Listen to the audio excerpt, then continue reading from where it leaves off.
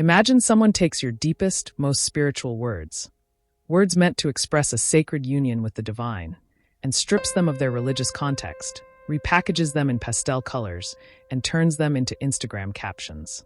Now imagine it's the 21st century, and your name is Rumi. For millions today, Rumi is a poet of love, of longing, of inner peace. You'll find his quotes on yoga studio walls, in mindfulness apps, and across endless Pinterest boards. And yet, the real Rumi, Jalal ad-Din Muhammad Rumi, was a 13th century Muslim mystic whose entire worldview was rooted in Sufism, a deeply spiritual and esoteric tradition within Islam. So how did we get from there to here?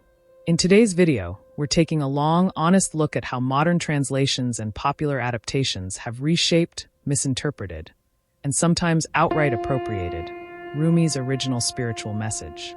Has the West fallen in love with a Rumi that never really existed? Or is this global embrace a testament to the universality of his soul? Welcome to the unfolding journey, where we explore timeless wisdom, sacred texts, and the paths that lead us back to the heart. If you're someone who craves depth in a shallow world, you're in the right place. Let's begin this important and timely exploration. The original Rumi. Context is everything. To understand the controversy surrounding Rumi's modern reception, we need to first appreciate who Rumi really was. Born in 1207 in the region of Balkh, in present-day Afghanistan, Rumi was a jurist, theologian, and Islamic scholar long before he became a poet. His spiritual awakening came through his meeting with the wandering dervish Shamsi Tabrizi, who shattered his conventional understanding of religion and ignited the inner fire of mystic love. Rumi was not writing from a place of abstract self-help spirituality.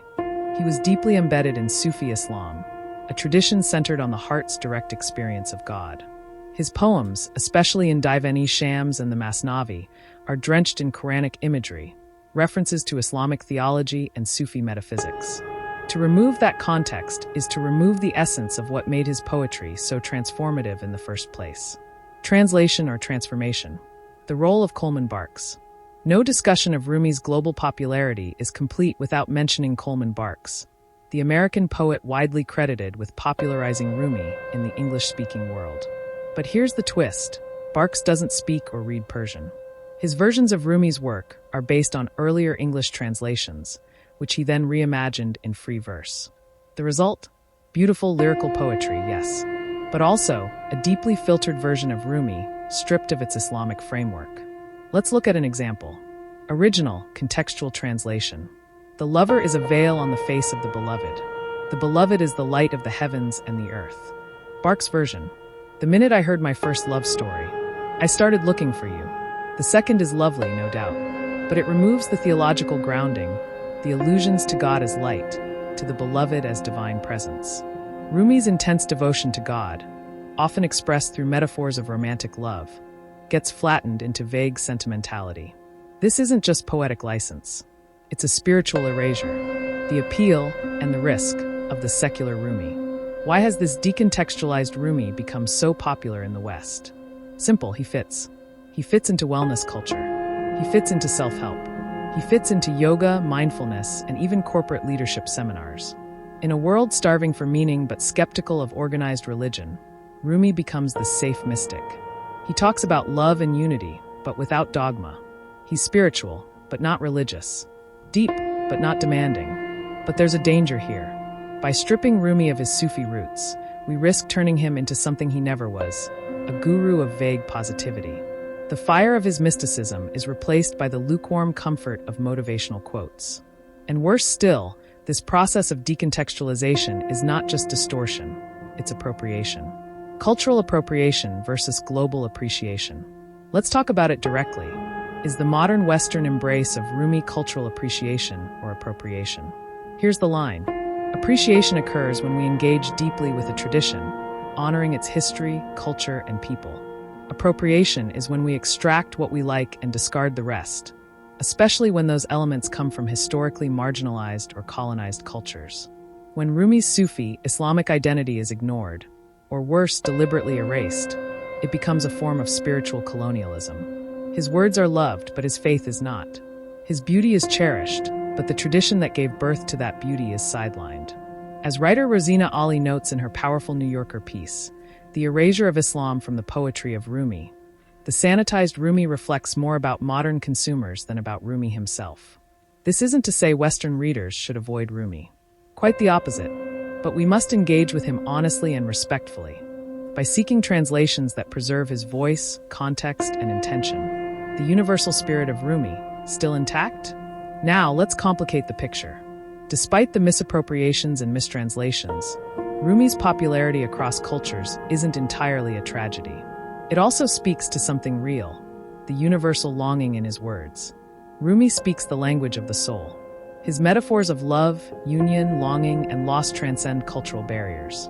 Whether you're Muslim or not, Persian or not, you can feel the power of his poetry. So is it possible to appreciate Rumi globally and honor his roots? Yes, but it requires humility and effort.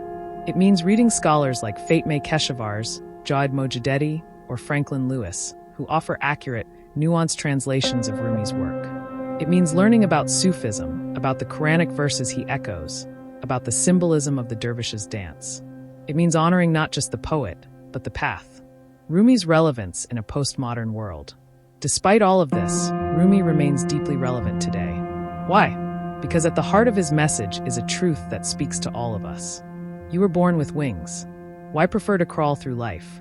In a fractured, fast-paced, and disenchanted world, Rumi reminds us that we are spiritual beings, yearning for unity, for truth, for love that goes beyond the personal. His poetry still burns with urgency, if we let it, but we must meet him on his own terms. Not by turning him into a feel-good guru, but by hearing the full weight of his message. The call to annihilate the ego. The call to submit to the beloved. The call to see through the illusions of the world. That's not easy love. It's not Instagram love. It's real, soul-shaking love, reclaiming the whole Rumi. So how do we move forward? It starts with intention. If we truly admire Rumi, then let's get to know him, not just his quotes, but his life, his faith, his spiritual practice. Let's support translators and scholars who preserve the integrity of his message. Let's read the Masnavi, not just memes. Let's stop pretending he was a mystic without a religion. Rumi was a Muslim, a Sufi, and a scholar, and the beauty of his words comes precisely from that spiritual soil. To love Rumi is to love where he came from. If this discussion challenged or moved you, that's good. That's what Rumi's poetry was meant to do. He didn't write to comfort you, he wrote to awaken you. Here at The Unfolding Journey, we're committed to diving deep into the sacred traditions, misunderstood figures, and hidden wisdom of the world's spiritual heritage. If you're tired of watered-down truth and ready for depth, subscribe to the channel, hit the bell icon, and share this video with someone who loves Rumi, but maybe hasn't heard this side of the story.